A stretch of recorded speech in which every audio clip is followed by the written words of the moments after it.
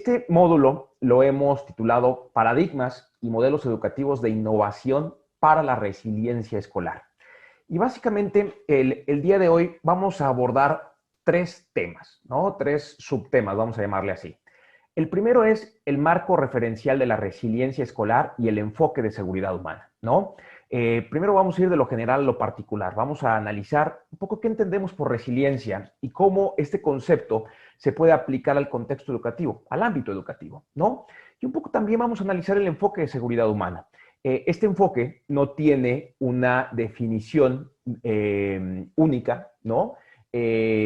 Básicamente porque ha transitado a partir de las últimas décadas de, primero, un concepto de seguridad humana hacia la protección de los individuos, de los territorios, en una situación, por ejemplo, de guerra, posteriormente una cuestión más de seguridad a las capacidades, lo que mencionaba Amartya Sen, junto obviamente con el trabajo que hizo con el PNUD, del tema de las capacidades del ser humano, que tiene que ver mucho con la cuestión de salud, tiene que ver mucho con la cuestión de vivienda, con la cuestión de educación, ¿sí? Vamos a profundizar eso y vamos a poner unos ejemplos muy claros de cómo el tema de resiliencia escolar es algo que estamos viviendo y nos está afectando, ¿sí?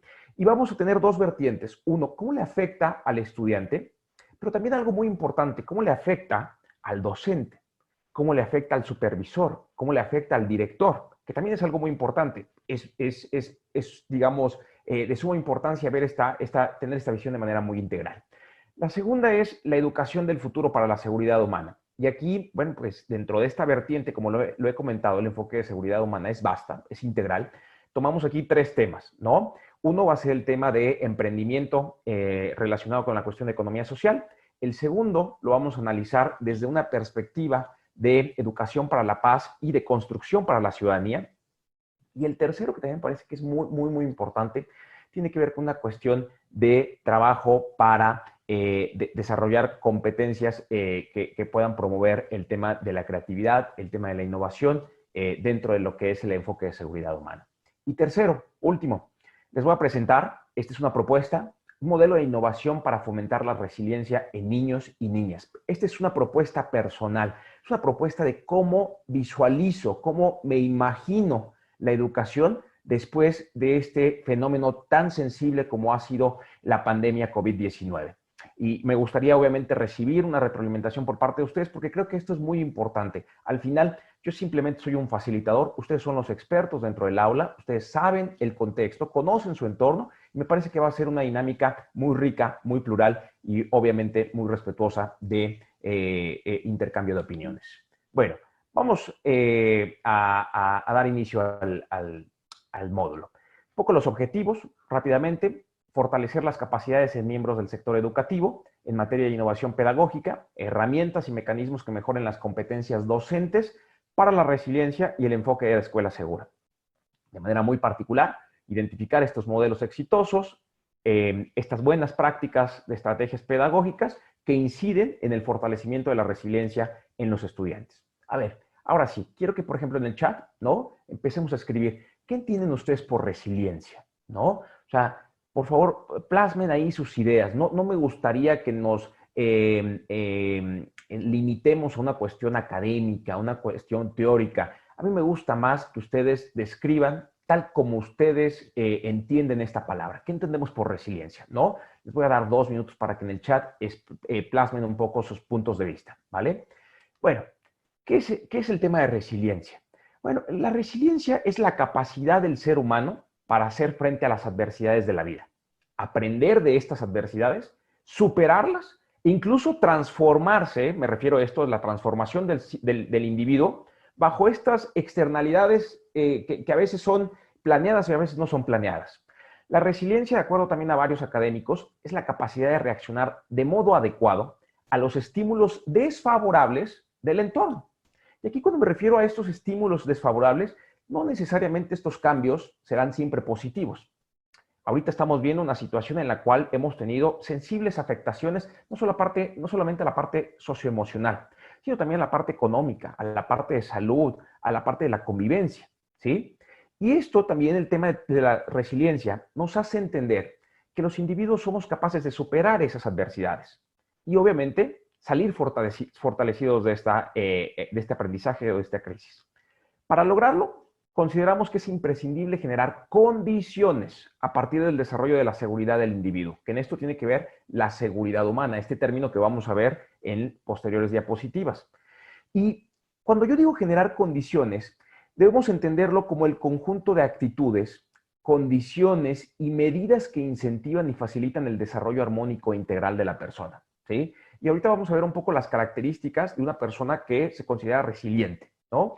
Consideramos obviamente la recuperación ante los eventos traumáticos, las relaciones que se establecen y la cultura de cada persona o de cada entorno como parte importante para reponerse o no de la adversidad. A ver, una cuestión que estoy seguro que todos van a estar de acuerdo conmigo es que una de las principales afectaciones, de los principales efectos que tiene la pandemia en materia de educación, probablemente está en dos vertientes. Uno, va a acrecentar las desigualdades educativas, ¿sí? Y segundo, va a tener una merma muy importante en los aprendizajes de los estudiantes.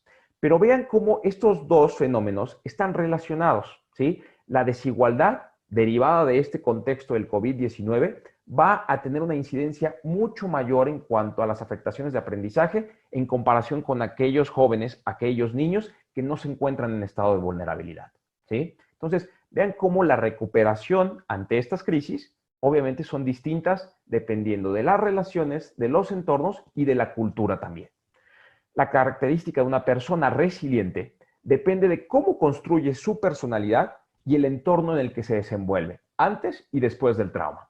Y este último punto me parece que es interesantísimo. Si ustedes tienen oportunidad de releer, por ejemplo, un gran libro del Premio Nobel de Literatura, uno de los tres que tenemos, bueno, tres en general, ¿no? Pero es el único que tenemos en literatura, Octavio Paz. Él antes escribió un libro que se llamaba El laberinto de la soledad. Y en ese es un poco la descripción de la psicología del mexicano. Un poco cómo el mexicano ha tenido que hacerle frente a las adversidades de manera histórica. Y aquí yo creo que pueden ustedes entender cómo esta parte de la cultura del mexicano, que va definida de acuerdo a su personalidad, ¿sí? Se puede, ¿sí?, aplicar la resiliencia para entender cómo lo supera y cómo se ha transformado a través del tiempo, ¿vale?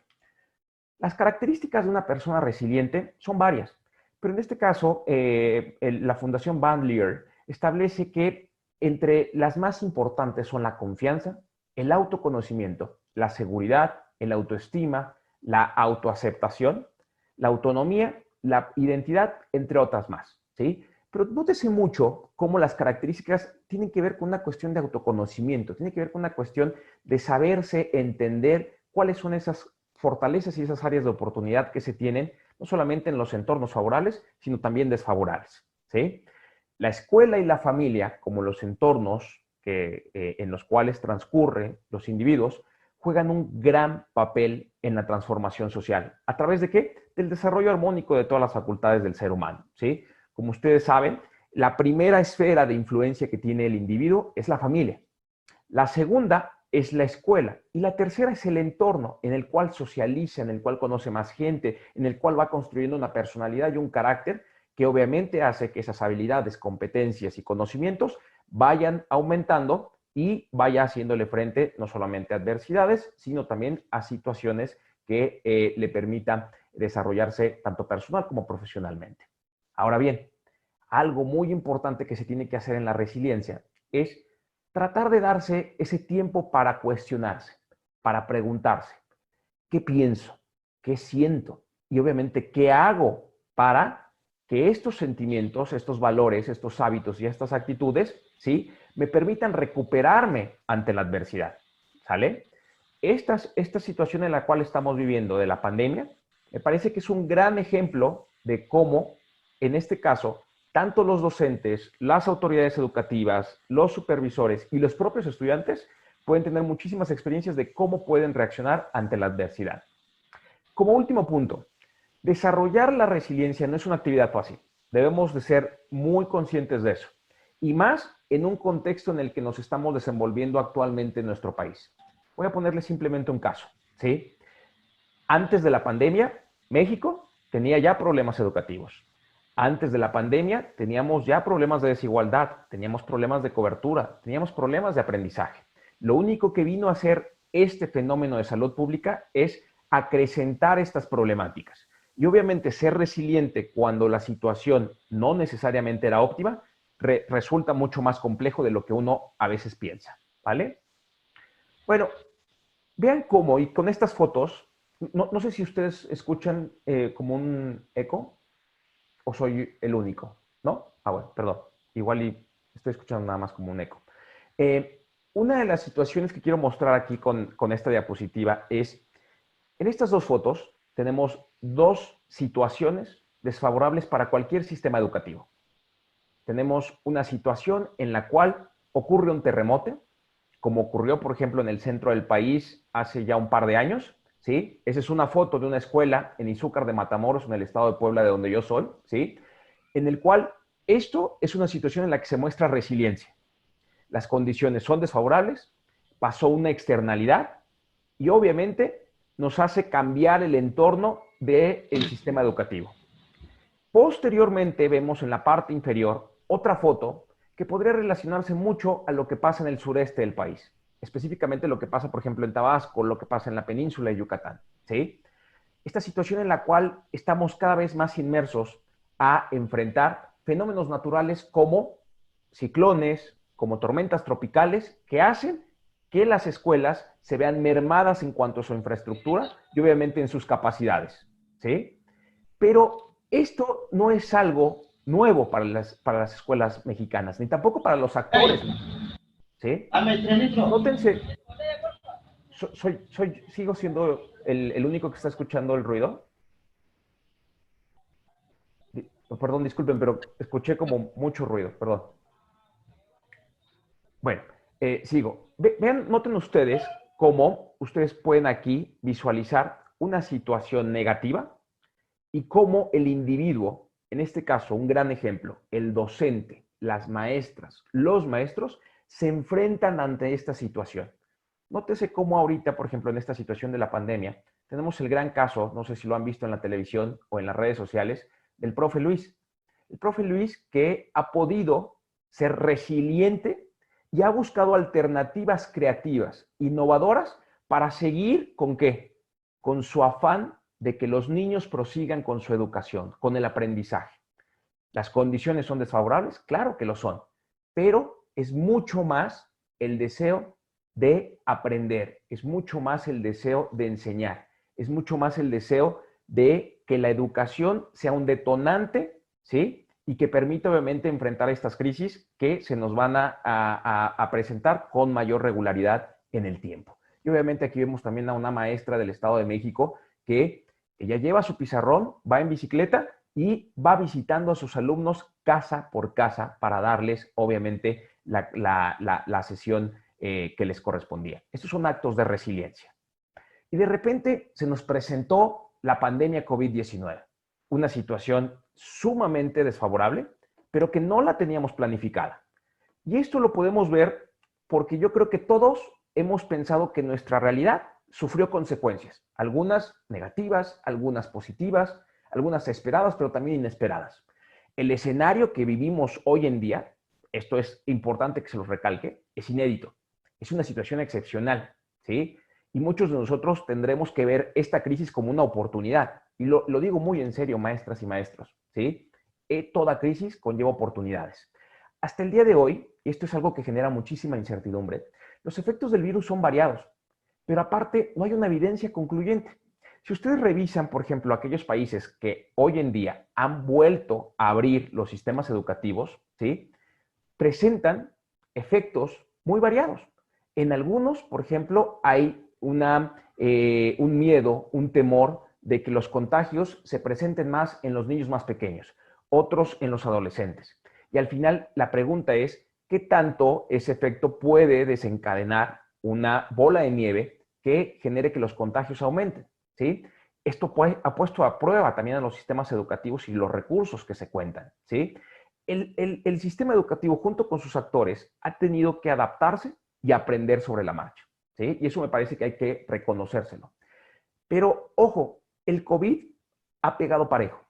A los alumnos les ha pegado en el tema de aprendizaje, en el estado emocional. A los profesores, obviamente, del miedo al cambio. De repente fue un gran efecto pasar de un modelo presencial a un modelo virtual. Esto generó estrés, ansiedad, un poco también como preocupación de cómo adaptarse a este modelo virtual. Los padres de familia sin duda también han sido afectados emocionalmente y económicamente. Muchos de ellos desgraciadamente han perdido sus empleos, les han bajado los salarios y las autoridades educativas también tienen mucha incertidumbre. ¿Por qué? Porque la toma de decisiones no es binaria, no es sí o no. Hay veces que la toma de decisiones es mucho más compleja y depende de muchos factores, es multifactorial, no es lineal. Y por último, en el contexto de México, el mayor impacto, lo repetí, tiene que ver con una cuestión de desigualdades, va a profundizar más las desigualdades, desgraciadamente. Coneval, instituto, organismo autónomo independiente del gobierno mexicano que mide la pobreza, los avances en materia de pobreza, ya hizo una estimación de que es muy probable que en los próximos años veamos un aumento considerable de la pobreza en México derivado del COVID-19. Pero también en materia, por ejemplo, de la educación, veremos una merma en los aprendizajes. Entonces, esos son obviamente los retos que ustedes también tienen que enfrentar. Ahora bien, esta es una situación de emergencia y hay que reconocerlo como tal. Pero reconocerlo nos va a ayudar obviamente a entender la relevancia e importancia de este tipo de momentos y nos va a ayudar también a entender que de este tipo de crisis se aprende y se aprende mucho. Ojo, lo más importante es que este aprendizaje se concrete, obviamente, en acciones que nos permitan mitigar futuros efectos en el sistema educativo. Esta no es la única pandemia que vamos a recibir en los próximos años. Obviamente vamos a tener más pandemias. ¿Por qué? Porque así se está dando en el mundo. Anteriormente tuvimos, por ejemplo, el tema del el ébola, en otras ocasiones fue la gripe aviar. Esto no quiere decir que el tema del coronavirus va a ser el único que vamos a recibir y que va a afectar al sistema educativo. Y por último, enfrentar los cambios en las dinámicas cotidianas nos genera incertidumbre, miedo, enojo, cierta indiferencia. Pero ojo, esto hay que tomarlo como algo normal. Nunca hay que presionarnos en el sentido de que esto sea algo que pudimos evitar. Hay cosas, sinceramente, que se nos van a pasar de las manos. Y eso es algo muy importante para que ustedes no sientan esa presión a la hora de distinguir y obviamente desarrollar sus responsabilidades diarias. Ahora bien, me gustaría que en el chat me pudieran ustedes responder esta pregunta. ¿Qué técnicas de resiliencia han aplicado ante el contexto actual? Pero no me gustaría que solamente se focalizaran a la parte educativa. ¿Por qué? Porque también ustedes son padres de familia, también ustedes son, por ejemplo, hijos, también ustedes son tíos, también ustedes son vecinos. ¿De qué manera ustedes también, desde el punto de vista educativo, pero desde el punto de vista social, han aplicado técnicas de resiliencia ante este contexto de la pandemia COVID-19? Me gustaría también, por favor, yo voy a leer obviamente los comentarios, haremos un espacio para tomarlos en cuenta, pero por favor en el chat escriban qué técnicas ustedes han aplicado. Esto va a servir muchísimo para generar una dinámica muy plural de opiniones. Les quiero presentar una serie de datos, que esto de verdad es muy interesante. Una organización que se llama Juntos por el Aprendizaje MX, le voy a pasar a Ana la liga, ¿sí? Desarrollamos, mi empresa se unió con ellos y desarrollamos un estudio en conjunto con otros organismos de la sociedad civil en el que plasmamos los principales resultados en materia de resiliencia que están enfrentando o que tienen los supervisores, directivos y personal docente en preescolar, primaria y secundaria. Aquí yo les voy a presentar los resultados de primaria, porque es mucha información y obviamente tenemos muy poco tiempo, ¿sí? Pero vean los resultados en primaria. Y obviamente quiero que entendamos que esta situación a lo mejor se puede adaptar al caso de Tabasco. Entrevistamos a 43 supervisores, 174 directores, 685 docentes a nivel primaria y vean esto. La gran mayoría son mujeres, un porcentaje mínimo son hombres. La mayor parte de las personas entrevistadas pertenecían a escuelas públicas, solamente un pequeño porcentaje, una cuarta parte, a la escuela privada, ¿sí? Y una pregunta que me hace muy interesante. Durante la contingencia, ¿qué tan útiles han sido las estrategias para dar continuidad a la atención y aprendizaje a los estudiantes? Nótese que cuando ustedes ven la gráfica de barras en amarillo, quiere decir que es totalmente útil o muy útil. Cuando ven que la barra no tiene casi amarillo, es porque no ha sido tan útil. La estrategia de mantener informados a los padres de familia fue muy útil. La estrategia de distribuir materiales impresos, podríamos decir que se permaneció en un estándar, ¿sí? Punto medio. Pero vean esto, la estrategia de distribuir materiales digitales fue muy útil. Esto en comparación de materiales impresos. Entonces, ¿qué nos están diciendo tanto supervisores, directores y docentes? Que fue mucho más pertinente distribuir materiales digitales que materiales impresos, ¿sí? Y esto es un área de oportunidad, obviamente, para las autoridades educativas. Estrategia 4. ¿Qué tan útil fue elaborar videos o audios? Mucho, ¿ya vieron? Se concentra más el amarillo. Pero la estrategia 5 no la califican así. ¿Qué tan útil fue solicitar ver programas de televisión educativa? ¿Sí? La gran mayoría dice, no tanto. ¿Fue poco útil o nada útil? La estrategia 6. ¿Qué tan útil fue impartir clases en línea de manera periódica? Vean esto, los supervisores, ellos dicen, alrededor de un 60% dice, fue muy útil. Pero el director y el docente, se parece mucho su respuesta. Ellos dicen, ay caray, pues sí fue útil, pero no fue totalmente útil. ¿Ya vieron? Entonces, nótese cómo la opinión entre un supervisor, un director y un docente, en algunos casos puede ser homogénea, pero en algunos casos no es tan homogénea. ¿Sí? Estrategia 7. ¿Qué tan útil fue pedir tareas o carpetas de evidencias? Yo lo sé, maestros, una de las principales chambas que ustedes tienen que hacer es el tema administrativo. Y yo sé que puede ser muy pesado, ¿sí? Bueno, vean esto. Para el supervisor, dice, pues para mí fue totalmente útil, muy útil, alrededor de un 50%, pero nótese cómo el director dice, casi un 70% dice, sí, fue totalmente útil o útil, ¿no? Y difiere un poco del docente. Y cuando vemos la estrategia 8, vean esto, es casi abrumadora. Dar asesoría personalizada a estudiantes, madres o padres, supervisores, directores y docentes, te dice, caray, fue totalmente útil o muy útil. Nótese cómo el gris es casi mínimo. ¿Ya vieron? Ahora bien, nuestro estudio hizo énfasis en cómo el personal, principalmente docente, está haciendo frente a esta nueva normalidad, a este concepto que hemos acuñado, sobre todo en la implementación del proceso de enseñanza-aprendizaje vía remota. Yo estoy casi seguro, profesores, maestras y maestros, que a todos ustedes, cada vez que están enfrente de una computadora, sí les produce un poco de ansiedad. ¿Por qué? Porque se me vaya la conexión, porque no me escuchen, porque no pueda yo transmitir mi conocimiento. Eso genera ansiedad, estrés, preocupación. Pero ustedes obviamente creo que lo han respondido muy bien. Eso es parte de la resiliencia. Y vean esto. Dentro de nuestra encuesta preguntamos, ¿has encontrado algún recurso educativo que consideres muy útil para tus actividades docentes? Y tenemos casi un 70%, más, un poquito más del 70% dice sí. ¿Cuáles han sido esos recursos? Los videos, el Zoom, el Google Classroom, plataformas digitales y otras apps, Kahoot, páginas web, YouTube, ¿no? Cursos, Internet. Algunos pusieron, por ejemplo, inteligencia artificial, ¿no? Pero vean esto. Me voy adentrando a la cuestión de resiliencia. Al cuestionar sobre los cambios de humor y de estado de ánimo del personal que fue entrevistado, un porcentaje muy importante afirmó sentirse con mayor nivel de aburrimiento y cansancio durante la pandemia. Levante la mano quienes se sienten cada vez más cansados cuando terminan una clase en línea. Yo soy el primero que lo digo. O sea, sin duda, maestros. O sea, yo soy maestro igual que ustedes y créanme que valoro el trabajo que ustedes hacen. ¿Por qué? Solamente se ve al profesor atendiendo la clase, pero detrás de eso hay una preparación muy sólida que todos ustedes hacen a través de su experiencia, de su conocimiento, de la vinculación con otros. Eso debe valorarse. Y me parece que los padres de familia, me incluyo en este caso, hoy que veo a mis hijos, ¿sí? Que no están en el aula, hoy en día valoro mucho más el rol que tienen ustedes, la importancia que tiene su función, no solamente en el aprendizaje de los estudiantes, sino en el hábito, en los valores, en la transmisión de esas cosas importantes que hacen que los alumnos, obviamente, sean personas, individuos dignos en esta sociedad. Vean esto.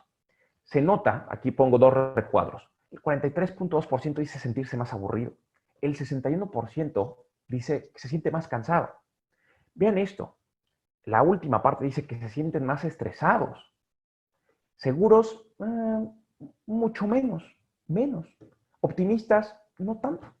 ¿Ya vieron esto? O sea, en realidad, ante esta situación, estamos teniendo un impacto socioemocional y eso me parece también que es parte de aplicar la resiliencia. ¿Cómo qué? Como una alternativa para enfrentar esta situación de la pandemia y obviamente lo que deriva en el sistema educativo. Vean esto, los resultados generales evidenciados por el estudio determinaron que el personal de supervisión, directivo y docente demostraron tener más nivel de estrés, cansancio y aburrimiento. Y esto, señores, incide en menores niveles de felicidad. En amarillo tenemos el docente, en gris oscuro el director y en gris claro al supervisor. Vean esto. ¿Quiénes se sienten más estresados? El docente, de ahí el director y un poquito abajo el supervisor. ¿Quiénes se sienten más cansados? El docente, de ahí el director y después el supervisor. Pero noten, por ejemplo, que en el caso de la felicidad, ay caray, ahí es una merma. ¿Ya vieron? El docente se siente menos feliz. El directivo y el supervisor se sienten menos felices. En el único en el que podríamos decir que no hay un cambio es en el optimismo. Y en eso me parece que debemos de enfatizar, maestras y maestros. Al final, esta situación no es eterna. Vamos a salir de esta. Y hemos enfrentado muchas adversidades. Debemos ser optimistas que esta situación obviamente va a generar cambios positivos. ¿Cuál creen que es el principal obstáculo en tu rol? Me refiero al rol del supervisor, directores y docentes en este momento. Vean esto. Los recuadros más grandes son las respuestas más abrumadoras dentro de la encuesta. A los supervisores, el principal obstáculo dicen que es administrativo. Los directores lo mismo. Pero vean el caso de los docentes. El principal obstáculo que tiene el docente lo considera la tecnología o enseñar a distancia. Los niveles de resiliencia son distintos. A un profesor le genera más estrés, ansiedad, estar enfrente de la computadora, mientras que a un supervisor y a un director les genera mucho más estrés la carga administrativa que están recibiendo. ¿Ya vieron? Eso genera efectos negativos y por ende el individuo o el profesionista, ustedes, tienen que aplicar métodos de resiliencia. Siguiente. Vean, ¿cuál es el principal obstáculo en tu rol en este momento? Le preguntamos a los supervisores, directores y docentes. Y vean esto, la relación con los padres de familia. O sea, los padres de familia nos hemos vuelto un caso, para no decir otra cosa, ¿sí? Otros dicen el internet, la comunicación, la tecnología, pero con letras grandes, lo que más se repitió fue la relación con los padres de familia. ¿Cuál es el principal reto de los estudiantes? Los supervisores dicen que es académico, los directores socioemocional y los docentes socioemocional. ¿Ya vieron? Qué gran hallazgo tuvimos aquí. ¿Y cuál ha sido tu principal aprendizaje bajo tu rol durante esta contingencia? El supervisor te dice que es la tecnología. El director te dice que es una cuestión socioemocional y el docente también te dice que es una cuestión socioemocional. Pero vean esto, quiero que se queden en el caso de los docentes. Estoy casi seguro que muchos de ustedes, la gran mayoría son docentes, ¿sí? Muchos dicen que también el principal aprendizaje es la innovación. ¿Ya vieron esto? Es el valor del equipo. Son esas competencias, esas habilidades que hemos descubierto que son mucho más importantes de lo que nosotros mismos pensábamos. Cooperar, colaborar es importantísimo y eso conlleva el trabajo de equipo. Ser creativos, pensar fuera de la caja, eso conlleva la innovación. Eso es algo que el maestro mexicano está valorando y está valorando mucho. Ahora bien, me gustaría que en el chat, y me interesan muchísimo sus puntos de vista, ¿qué lugar ocupa la educación ante una situación de emergencia? Esta es una situación de emergencia. El COVID está provocando, teniendo efectos económicos, de salud, políticos, ¿sí? Que nos hagan ver que hay ciertos estados donde la situación es preocupante. ¿Qué está haciendo la educación ante esta situación de emergencia? Por favor, plásmenme en el chat ideas, comentarios. Por favor, no se detengan en expresar eso porque yo lo voy a leer, yo lo voy a sistematizar y me gustaría también a lo mejor hacer un pequeño resumen para Ana que también englobe y sistematice esos principales hallazgos. Ahora bien, el lugar desde mi perspectiva que ocupa la educación ante estas situaciones de emergencia son 4. La primera, maestros, supervisores, directivos. La educación es un proceso formativo muy importante, tremendamente relevante en la mitigación de los efectos de la pandemia. Noten ustedes, y estoy seguro que se han dado cuenta, el efecto de que nuestros hijos, nuestros estudiantes no estén en la escuela es muy alto. ¿Por qué? Yo tengo un hijo y una niña, ¿sí? De 5 y de casi 3 años en preescolar. ¿Ustedes creen que lo óptimo es que ellos aprendan en una tableta, en una computadora, en una pantalla? No. Deberían de estar conviviendo, deberían de estarse aventando arena, intercambiando comida, deberían de estar jugando, ¿sí? Pero El rol que tienen ustedes como profesores, como directivos, como supervisores es fundamental. Es un proceso formativo y es para muchos la única vía de escape ante esta pandemia, ante este contexto de emergencia. Segundo, esto y la educación nos está permitiendo identificar que hay una gran oportunidad para renovar nuestras prácticas docentes.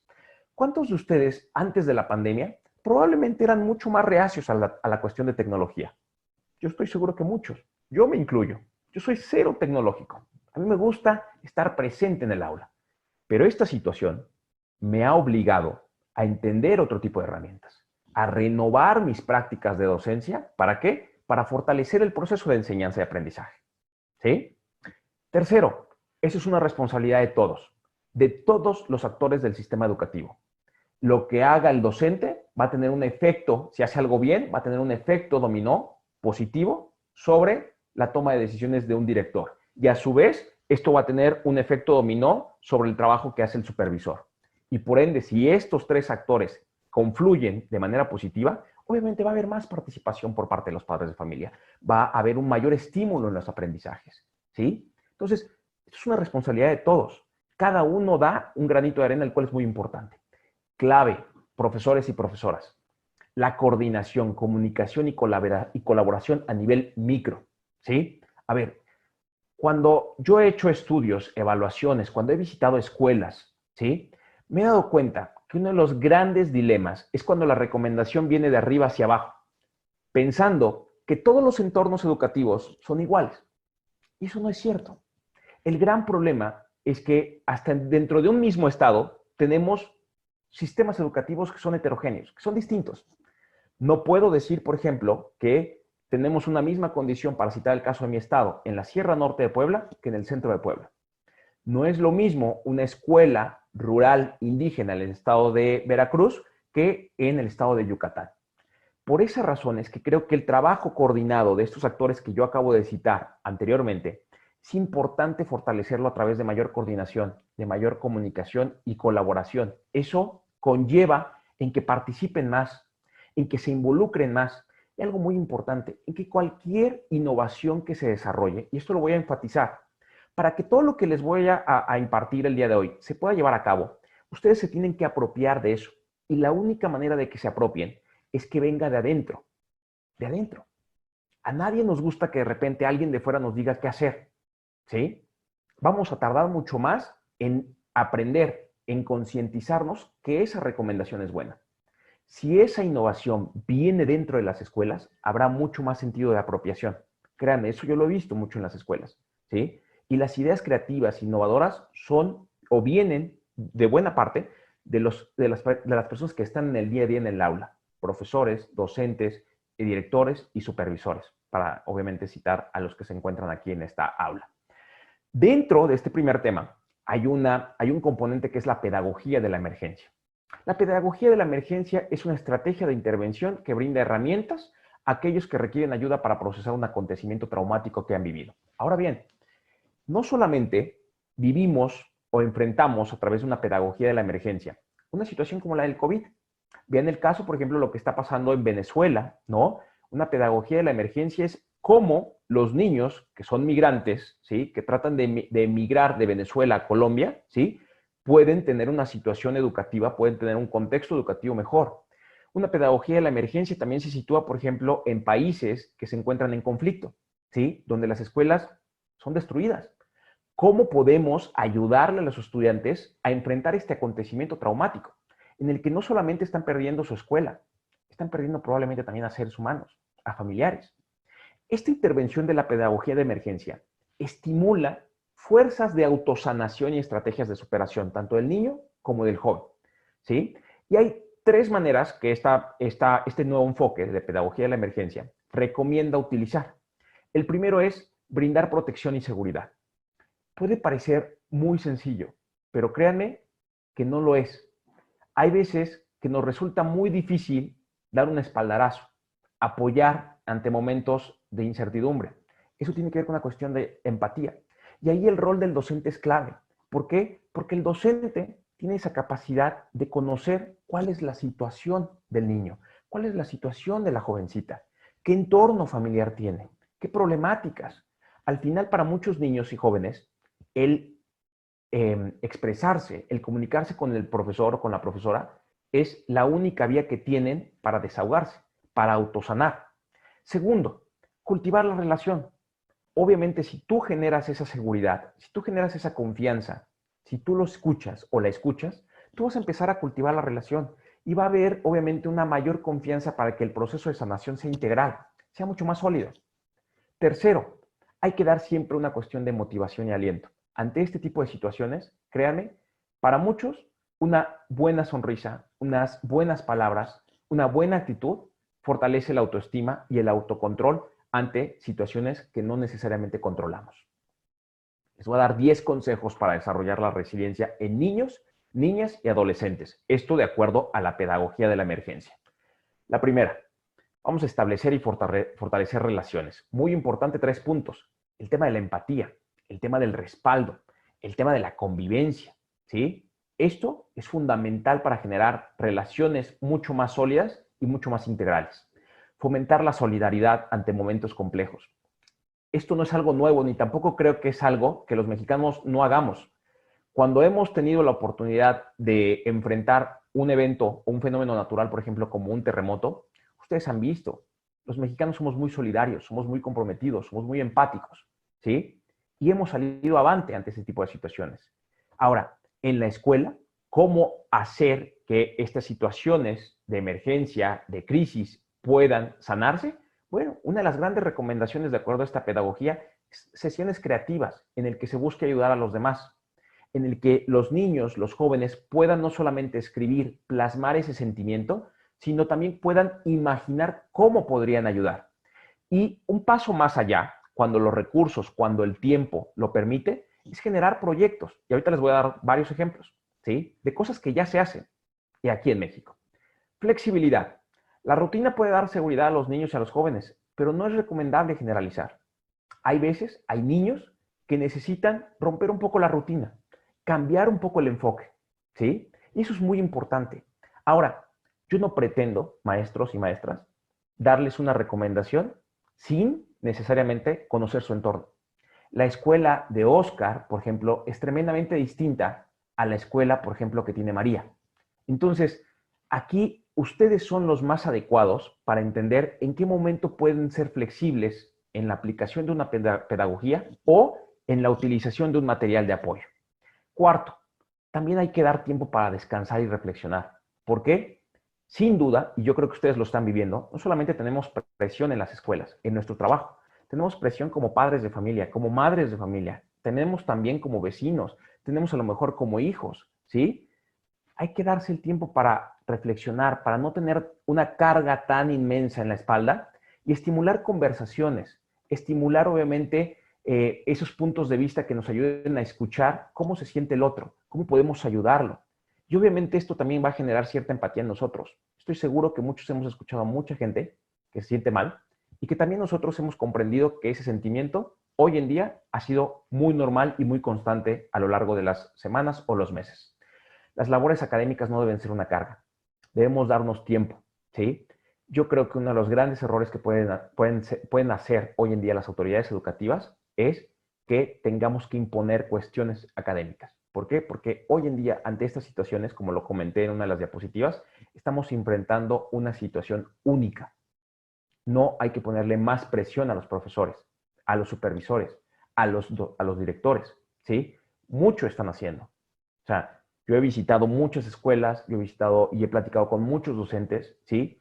Y créanme que muchos están haciendo más actividades, muchos están haciendo más esfuerzos y dedicando y invirtiendo tiempo y recursos para que el aprendizaje en los alumnos a través de este tipo de vías sea mucho más óptimo, o por lo menos tenga mayor incidencia en los aprendizajes de los niños. Una cuestión que yo les recomendaría muchísimo, y les voy a mostrar este folleto. Jueguen, relájense. ¿Se puede aprender a través del juego? Sí se puede. ¿Por qué? Porque recuerden ustedes cuáles son esas grandes experiencias de vida que ustedes se llevaron de niños, de pequeños. Fue jugando, fue aprendiendo. ¿Cómo hacían equipo? Jugando.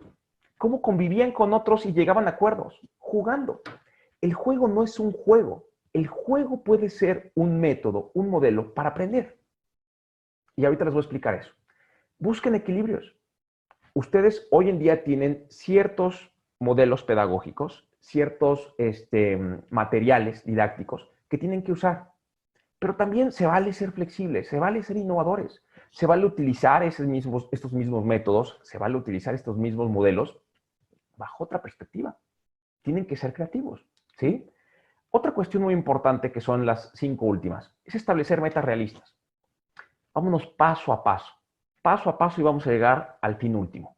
Vamos a generar motivación, vamos a generar elogios hacia los docentes, hacia los estudiantes. Cuando veamos que ellos están cumpliendo metas, que no privemos una motivación, no privemos un elogio. Lo hiciste bien, dedica más esfuerzo, ¿sí? Eso, créanme, que puede ser un empujón muy positivo.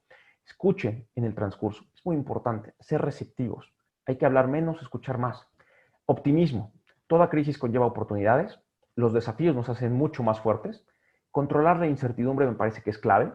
Aprender, continuamente aprendan, ¿sí? En grupo, entre pares, reflexionen acerca de lo que han aprendido. Y por último, entendamos, maestras y maestros, el cambio es parte de la vida. Todo mundo hemos vivido un proceso de cambio. Hay veces que no lo hemos enfrentado con la mejor posición, pero el cambio es parte de la vida. Y esto nos hace visualizar que estos cambios nos pueden conllevar aprendizajes. Y obviamente podemos hacernos mucho más fuertes, mucho más resilientes, si analizamos cuáles son esas áreas de oportunidad que nuestra personalidad, que nuestro carácter puede trabajar en el corto y mediano plazo. Y bueno, este es el material que les quiero presentar. Se lo voy a pasar a Ana. Yo creo que este material para las maestras y los maestros que se encuentran en preescolar es sumamente útil. ¿Qué es el aprendizaje a través del juego? Bueno, mi empresa trabaja con la Fundación Lego. Yo estoy seguro que todo el mundo, ustedes, todo el mundo aquí en la sesión reconoce un Lego, los bloques de diferentes colores, ¿no? Bueno, este manual se distribuye en diferentes escuelas y lo que te dice es, a ver, ¿cómo podemos establecer actividades que se pueden aplicar en este tipo de sesiones virtuales para que los niños aprendan y se estimulen jugando? ¿Cuántos de ustedes han tenido que enfrentar a muchos niños que no están poniendo atención, que se están aburriendo después de la tercera clase, ¿sí? Que probablemente sienten que no se encuentran adaptados, ¿sí? Porque obviamente pues, el contexto es diferente, no tienen la mejor conexión, están escuchando mucho ruido, etc., ¿sí? ¿Cómo podemos? ¿A través de qué? Del juego. El juego es un método, es un modelo que tiene muchísimos efectos positivos, tanto en la parte cognitiva, en la parte motriz y en la parte socioemocional de los niños, ¿sí? Está comprobado que aquellos niños que se encuentran entre los 0 y los 5 años, ¿sí? Esta etapa en la que muchos dicen que es la más importante, ¿no? ¿Por qué? Porque los niños están concentrando mucho conocimiento, son unas espumas, ¿sí? El juego estimula que estos niños aprendan más. ¿Y aprendan a través de qué? De la colaboración, de la cooperación, de las habilidades socioemocionales. Le voy a pasar a Ana este estímulo que me parece que es muy importante, este método. Ahora bien, bueno, Daniel, te has focalizado mucho en los estudiantes. Y la pregunta del millón es, ¿y quién se ocupa de la construcción de la resiliencia en docentes, supervisores y directores? Es una gran pregunta. Al final todos ustedes son seres humanos igual que yo, igual que los estudiantes. Ustedes ponen mucho esfuerzo al preparar clases, mucho esfuerzo obviamente de sobresalir ante esta crisis. Bueno, la UNESCO generó un documento en el cual dice que puede haber 3 tipos de apoyos: el apoyo externo, el apoyo interno y las capacidades interpersonales que se van desarrollando entre los supervisores, directores y docentes. En el apoyo externo, que se refiere básicamente a lo que se encuentra fuera del círculo de influencia o de confianza de un profesor, de un docente, de un supervisor, tiene que ver con la confianza. La confianza se lo puede dar el padre de familia, se lo puede dar su propia familia, se lo puede dar otro tipo de agentes como pueden ser las autoridades educativas, ¿sí? Y la confianza es fundamental para que uno pueda continuar con su trabajo. Respeto a la autonomía, ¿sí? O sea, esto tiene que ver mucho con entender la labor y el rol que tienen los docentes, los supervisores y los directores, pero también respetar que ellos pueden tomar sus decisiones. ¿Por qué? Porque sus escuelas son entes, son espacios que tienen características y tienen criterios propios. No podemos calificar a la escuela Ignacio Zaragoza igual que a la escuela 5 de Mayo. Te vas a tener muchas diferencias, aún dentro de un mismo estado. Tercero, hay que mostrar solidaridad para resolver los problemas educativos. Como lo mencioné, este es un problema de todos. La colaboración en los procesos de formación, en los procesos de capacitación. Esto hay que reconocer mucho lo que está haciendo la Secretaría de Educación de Tabasco con el PNUD. ¿Para qué? Para apoyarles a ustedes con nuevas ideas, con nuevos fundamentos para que puedan hacerle frente a este tipo de pandemias o este tipo de fenómenos o externalidades. Retroalimentación para la mejora educativa. El apoyo interno tiene que ver con la cuestión endógena. Respeto hacia los demás docentes, ¿sí? Entre ustedes. ¿Apoyarse con qué? Con el intercambio de mejores prácticas. Ser empáticos ante los contextos. Habrá ciertos contextos de ciertas escuelas que sean mucho más favorables que otros, ¿sí? Hay que ser empáticos ante esa situación. No podemos generalizar. Tiene que haber una disposición por colaborar en el intercambio de buenas prácticas. La confianza de su importancia en su rol en la escuela o en el proceso de aprendizaje y de enseñanza. Y por último, el tema de las capacidades interpersonales. Esto me parece que es importante. Los profesores, a mí me parece que, a excepción de muy pocos, pero siempre están buscando ser mejores. Buscan tener una preparación constante. Buscan tener una comunicación con otros pares. Tienen muchos de ustedes una visión de mediano y largo plazo. ¿En qué sentido? ¿Cómo vamos a responder cuando tengamos que abrir las escuelas? ¿Cómo vamos a responder al proceso de aprendizaje? ¿Sí? Obviamente vamos a ver que muchos de los niños van a tener muchos retrasos. Bueno, ¿cómo le vamos a poner mayor acelerador en ese proceso? La parte de capacidad de adaptación, la parte de participación en los procesos de planeación y evaluación. Eso es muy importante, ¿sí? Y me parece que esos son ese tipo de capacidades que ustedes pueden empezar a desarrollar y que son muy útiles para generar resiliencia. Ahora bien, vamos al segundo tema. ¿Qué entendemos por seguridad humana? Y aquí nuevamente quiero estimular que ustedes puedan plasmar en el chat, ustedes me escriban, Daniel, yo entiendo seguridad humana por esto. Daniel, a mí no me queda claro qué significa seguridad humana. Daniel, ¿cómo se aplica la seguridad humana en un modelo educativo? Todas las opiniones son importantes, no hay errores. Obviamente vamos a ser muy conscientes que, pues, no todos somos expertos, ni yo tampoco, ¿vale? Aquí estamos como para facilitar el aprendizaje. ¿Qué es la seguridad humana, profesores y profesoras? Es un conjunto de acciones orientadas a fortalecer las capacidades de niños, niñas, adolescentes y adultos también para promover y ejercer sus derechos. Tiene que ver mucho, profesores, con una cuestión de seguridad y una cuestión de libertades, ¿sí? Ahorita lo voy a profundizar. Significa proteger a las personas expuestas a una serie de amenazas, a solucionar, obviamente, estas amenazas y robustecer un poco su capacidad de resiliencia, sus áreas de oportunidad, sus aspiraciones, sus necesidades.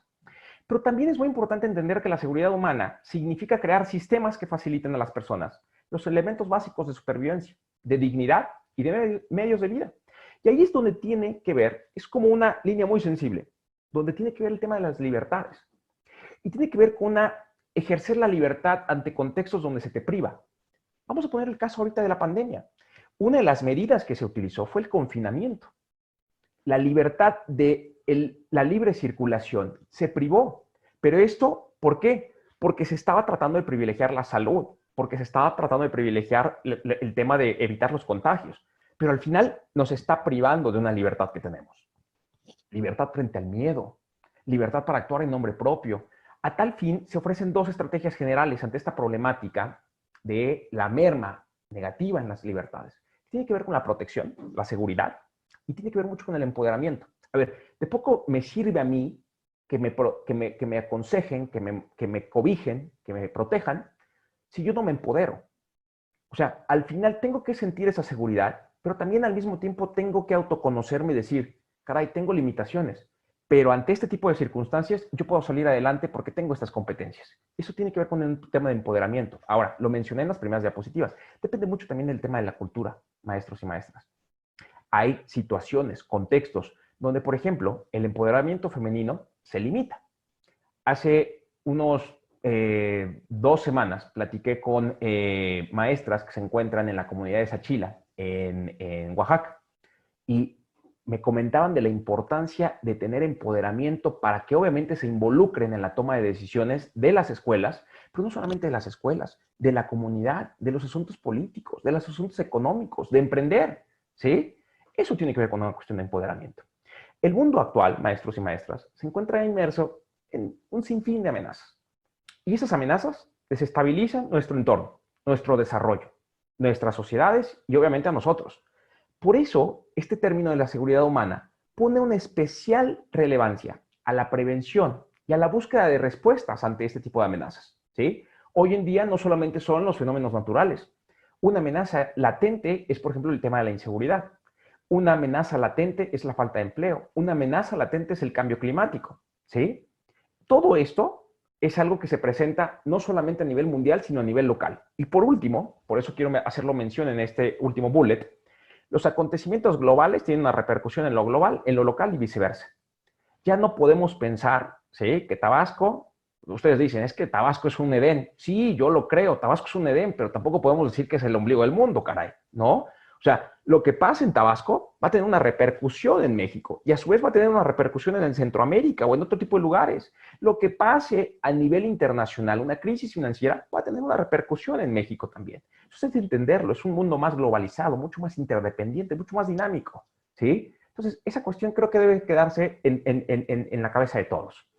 Ahora bien, dentro de este término de seguridad humana, hay tres rubros en donde yo les voy a poner ejemplos de cómo podemos trabajar la resiliencia, de cómo se puede trabajar a través de la protección y prevención de riesgos. Uno es a través de la sustentabilidad y educación ambiental, ¿sí? El segundo es la educación para la paz y la construcción de ciudadanía. Y el tercero es el emprendimiento y la economía solidaria. Ahora, ¿qué tienen en común todos estos tres elementos que están aquí en estos círculos? Los tres tienen como fin último el bien común. ¿Qué es el bien común? El bien común es el bien en el que no se excluye a la gente. Es el bien común de las sociedades. No particulariza, no monopoliza.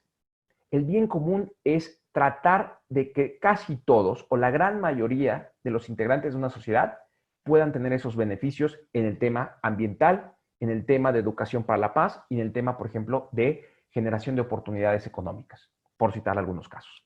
Voy a darle, ¿vale? Aquí se... Bueno, ¿a qué me refiero con sustentabilidad y educación ambiental?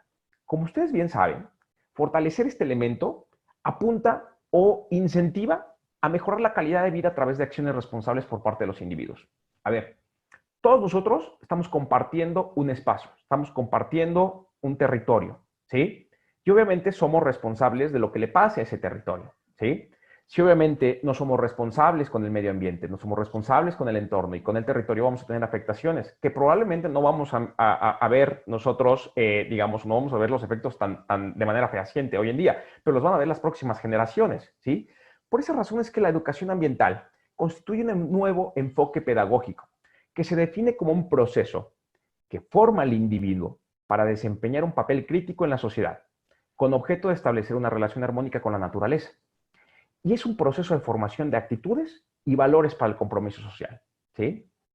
Lo que ustedes con sus actitudes y valores vayan a difundir, vayan a educar, vayan a formar a otras generaciones, va a tener una repercusión positiva. Y en lo que se refiere a la educación escolar, es muy importante no considerar la educación ambiental como una materia más dentro del currículum. Esto es, de verdad, puede ser un pequeño detalle, pero es importante. ¿Por qué? Porque entonces se pierde la relevancia y se pierde obviamente el tema de que la cuestión medioambiental es transversal. No lo puedes ver nada más como una cuestión de una materia. O sea, para que nosotros podamos ser individuos responsables en un mundo que compartimos, tenemos que aplicar la sustentabilidad. Tenemos que ser mucho más conscientes de que estos cambios, si son positivos, nos ayudarán a tener una mejor calidad de vida. Si obviamente son negativos, van a mermar en nuestras condiciones, ¿sí? Vean ustedes lo que está pasando, por ejemplo, en el tema de los fenómenos naturales. Estoy casi seguro que se habrán hecho esta misma pregunta. Yo me acuerdo que una vez visité Cancún y estaba con una autoridad municipal y yo le decía, caray, a mí ya se me hace tan raro, ¿no? Que recuerdo hace 15 o 20 años, la gente que recién llegaba a Cancún a vivir sabía perfectamente cuáles eran las épocas o las fechas donde había tormentas tropicales. Hoy en día, pues ya no somos tan certeros. ¿Por qué? Porque el cambio climático ha hecho que en algún momento que no teníamos previsto se adelanten las lluvias. En la temporada que probablemente eran de huracanes, se extienda con mayor profundidad. Entonces, tenemos más incertidumbre, pero esto deriva de una responsabilidad del ser humano, del individuo. Ahora bien, en el término o en el ámbito educativo del tema de la educación ambiental, no se trata de formar especialistas. O sea, la idea es no ponerle la presión al profesor. O sea, no vas a formar especialistas en cuestiones medioambientales.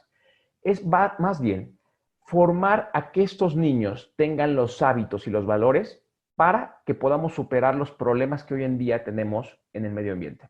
Y que obviamente, como le comentaba, tiene repercusiones en la salud, en la educación, en la vivienda, en el desarrollo urbano, entre otros.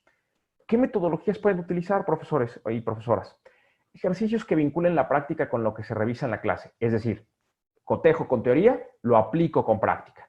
Círculos con los estudiantes para ver y escuchar sus propuestas, ¿sí?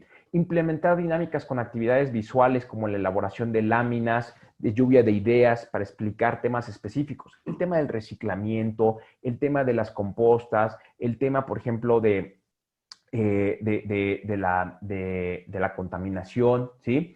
Realizar ejercicios para fomentar un pensamiento crítico sobre los hábitos de vida, ¿sí? Este está mucho más focalizado, por ejemplo, para los últimos años de la educación básica, ¿sí? En el cual el joven empieza a desarrollar ya una posición mucho más crítica de su rol en la sociedad. Ahora bien, esto tiene dos grandes funciones, un involucramiento interno y un involucramiento externo. Cuando me refiero a interno, es estos actores dentro del ecosistema educativo. Pero cuando me refiero a externo, es también la capacidad que los maestros, los docentes, los supervisores, los directores puedan ir más allá y decir, hay otros actores fuera del ecosistema educativo que pueden tener una mayor incidencia en estos proyectos. Estos pueden ser empresas, pueden ser los municipios, pueden ser los estados, pueden ser los sindicatos, pueden ser muchos otros actores, pero hay vida fuera de lo que es la escuela. Ahora bien, ¿cuáles son las características de una escuela que camina o que busca caminar hacia una educación para el desarrollo sustentable? Bueno, vean esto. Impulsa acciones sustentables, campañas y compromisos ambientales. Diagnostican, registran, sistematizan y hacen análisis de datos para la mejora del desempeño ambiental escolar. Hacen alianzas, que es lo que les comentaba, ¿sí? De ir hacia afuera, con organizaciones y otras escuelas que los impulsen a mejorar. Si yo tengo una buena práctica, caray, pues lo cobijo, lo comparto con otras escuelas, con otras autoridades. Implementan acciones para prevenir y mitigar las problemáticas ambientales de la institución. No es lo mismo, por ejemplo, ¿sí? La sequía que se vive en Sonora que, por ejemplo, las inundaciones que tiene Tabasco, ¿no? Obviamente no será la magnitud del problema de reciclamiento no será igual en la Ciudad de México que, por ejemplo, en Nayarit o en Colima, ¿sí? Por último, redactan y socializan una política ambiental institucional. Y por último, integran la educación ambiental de manera transversal. Por eso lo puntualicé, de manera transversal a la currícula escolar, ¿sí? Ahora, veamos este video de cómo hay ciertas organizaciones nacionales, o sea, organizaciones civiles, que están haciendo proyectos en materia ambiental y que están involucrando a las escuelas. Y han tenido una muy buena respuesta. ¿Por qué? Porque al final el niño, el joven, el adolescente, tiene que estar consciente que su rol es fundamental para cambiar la calidad de vida que actualmente tenemos. Vean este video de una organización social en México que está desarrollando proyectos en materia medioambiental.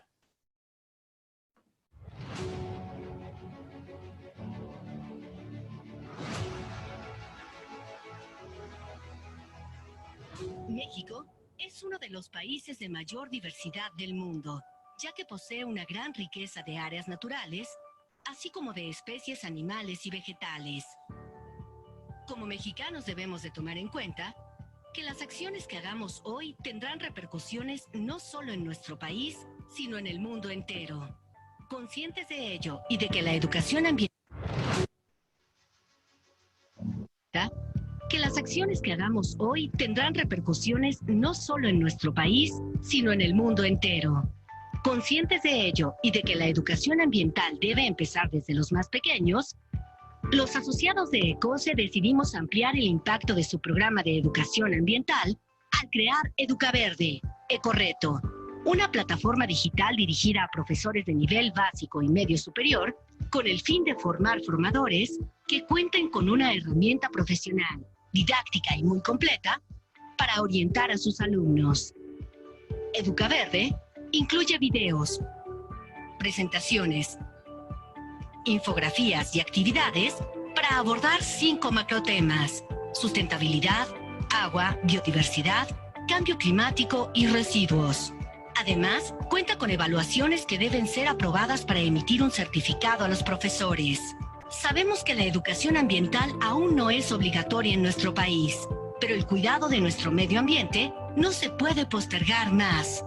Hoy es el momento de acercarnos y ayudar a más profesores y alumnos. Por eso nos fijamos la meta de estar presentes en más de 250,000 escuelas con esta herramienta que no tiene límite y seguirá evolucionando. Solo juntos podemos cuidar a México. Contigo tendremos el país que se merecen nuestros hijos. 2020. Educar para reciclar. Únete. Ecose.mx. Ecose. Este es un ejemplo. Es un ejemplo de cómo, a través de una vinculación, las escuelas se pueden ver beneficiadas con prácticas o iniciativas en materia ambiental. Esto es otro caso. Varias escuelas lo que están haciendo, por ejemplo, es programas de reciclamiento dentro de sus aulas, ¿no? Es poner el ejemplo de manera endógena, ¿sí? De manera interna. Separación y canalización de residuos sólidos, producción de composta, centro de acopios de residuos comunitarios, el tema de la separación. Y el que tenemos a nuestra derecha, que es el azul, es básicamente una vinculación hacia afuera, de las escuelas hacia afuera. Eso es un caso de lo que está haciendo, pues, una de las universidades más importantes de este país, si no es que la más importante, que es la UNAM, ¿sí? En la cual está apoyando a las escuelas de la Ciudad de México a desarrollar proyectos, no solamente de ciencia, pero también en el tema de ciencias medioambientales, ¿no? Cómo podemos empezar a formar con valores, con hábitos a nuestros estudiantes para que puedan ser ciudadanos responsables en el corto y mediano plazo. Ahora bien, segundo rubro, tiene que ver con la educación para la paz y la construcción de ciudadanía.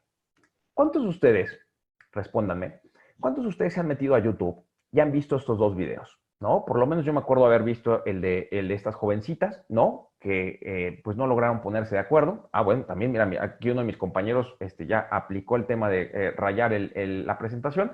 Cierto, ¿no? O sea, esto es un bullying, esto es violencia escolar, ¿sí? No sabemos, obviamente, pero a lo mejor no se pusieron de acuerdo. Obviamente pudo haber sido también un conflicto, una gandalle, pero esto no debe ocurrir en nuestras escuelas. Eso tiene que ver con la cuestión de cómo el entorno, de cómo nuestro país está transitando de una manera mucho más anárquica, mucho más cotejada o cobijada por metas o por medidas violentas para la construcción de acuerdos. Y la construcción de acuerdos donde el más fuerte es el que prevalece su punto o el que prevalece obviamente su postura, ¿sí? La construcción de una cultura de paz representa un horizonte de posibilidades para mejorar la convivencia en las escuelas. ¿Por qué? Porque permite la construcción de una convivencia democrática dentro de las aulas y esto tiene repercusiones en el aprendizaje de los alumnos.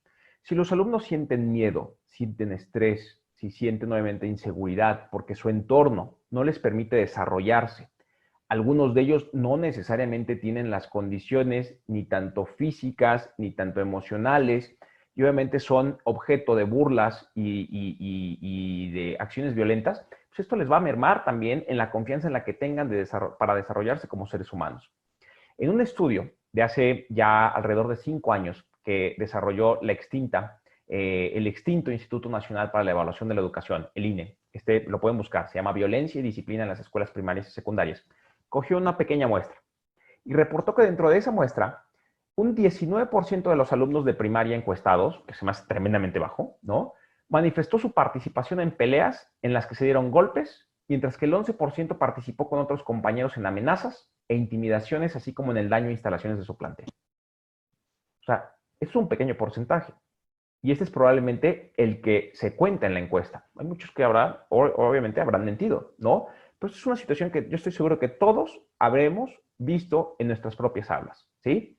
Y la SEP, desde hace ya muchos años, o sea, esto no es reciente, pero ha creado ciertas medidas, ciertas políticas, ciertos proyectos, ¿sí? Para tratar de mitigar esta situación y estimular la construcción de paz y democracia dentro de las aulas. Uno de ellos fue el PAS, el Proyecto a Favor de la Convivencia Escolar, ¿sí? Ahora bien, ¿qué podemos hacer para aplicar la educación para la paz y la construcción de ciudadanía? A ver, esto tiene que ver mucho con una cuestión de los enfoques y con las herramientas pedagógicas. A ver, las temáticas dentro de la educación para la paz y la construcción de ciudadanía pueden dividirse en 6 puntos. Educar para vivir con valores, y eso tiene que ver con empatía, con compasión, con solidaridad. Educar para promover el respeto a los derechos humanos, todo el mundo sabe, ¿no? ¿Cuáles son esos derechos humanos? Educar para construir la reconciliación y alcanzar acuerdos. Tú tienes diferencias, obviamente tenemos puntos de vista divergentes, pero en algún momento nos tenemos que poner de acuerdo y no nos vamos a poner de acuerdo a la salida, ¿no? Cuarto es educar para vivir en armonía con nuestro entorno, es decir, no voy a pintarrajear mi escuela, no voy a maltratar los árboles, es decir, nuestro entorno es parte también de la calidad de vida que tenemos nosotros como individuos. Educar para cultivar la paz interior, ¿sí? Y esto tiene que ver con, ojo, esto yo estoy seguro que en algunos estados lo ven más que a lo mejor en Tabasco, pero el índice de suicidios entre los adolescentes cada vez está subiendo más, maestros, y esto tiene que ver con una cuestión de la paz interior, ¿sí? Y sexto, educar para desmantelar el uso de la violencia, que el uso de la violencia sea erradicado. Yo sé que esto puede ser un poco idealista, ¿sí? A lo mejor no tendríamos que utilizar el término de desmantelamiento, sino ir mitigando gradualmente el uso de la violencia. Tampoco vamos a vender espejos. El tema de la violencia, si se llega a erradicar, tomará mucho tiempo. Pero creo que han habido o pueden haber medidas que ya han sido practicadas en otros entornos que pueden ser muy útiles para los mexicanos. Y ahorita les voy a poner varios ejemplos. Los enfoques pedagógicos, el enfoque participativo, tienen gran poder el que tú puedas involucrar a todos, el que puedas escuchar los puntos de vista, ¿sí? Desde la niña, ¿no? Que practica un deporte, desde el niño que es el que siempre está en la escolta, desde la niña que casi no habla, o sea, es el enfoque de involucrar a todos. El enfoque vivencial es no solamente tener la teoría, no solamente el tener la narrativa, es vivirlo, es ver las dificultades y los efectos negativos que tiene esta situación. No sé si les ha pasado, por ejemplo, en algunos museos a nivel nacional llegan a tener un enfoque vivencial en el cual, por ejemplo, le ponen a uno una venda para, obviamente, simular una persona que tiene una discapacidad visual y entender qué de problemáticas tiene para trasladarse de un lugar a otro. Otro ejemplo de un enfoque vivencial es, por ejemplo, cuando te hacen sentarse en una silla de ruedas y tratar de caminar por las avenidas más importantes de Tabasco, la Ciudad de México, la Ciudad de Puebla. Se darán cuenta que nuestras ciudades no están adaptadas para las personas que se encuentran con una discapacidad, ¿sí? El enfoque socioemocional y apreciativo es una cuestión del sentimiento, es una cuestión de qué es lo que siento, cómo me siento, por qué me siento así. Es una cuestión de reflexión, de análisis, de autoanálisis. El enfoque artístico y lúdico, el juego. Pero aparte del juego, el tema de la creatividad. Hay mucha gente, ¿sí?, que puede expresar algo pintando, ¿sí? Puede expresar algo tomando una foto, ¿sí? A lo mejor no será tanto de palabras, pero a través del arte, a través de las artes, de la fotografía, de la danza, pues obviamente pueden ser enfoques muy, muy relevantes para la construcción de acuerdos. Y el enfoque reflexivo y aprendizaje, ¿no? Ahora bien, me voy a focalizar en un caso que conozco muy bien, porque no solamente lo he estudiado, sino tengo muchos amigos que durante la maestría tenían esta área como su área de expertise. Y pues por la convivencia que yo tuve con varios colegas colombianos, entendí mucho esto. Si ustedes se recuerdan, en la década de los 90 aproximadamente, Colombia vivía una situación similar, no quiero decir igual, pero muy similar a la que vivimos en algunas regiones en México. Violencia, grupos criminales o de narcotráfico, débil Estado de Derecho, bueno, muchas cosas, ¿no?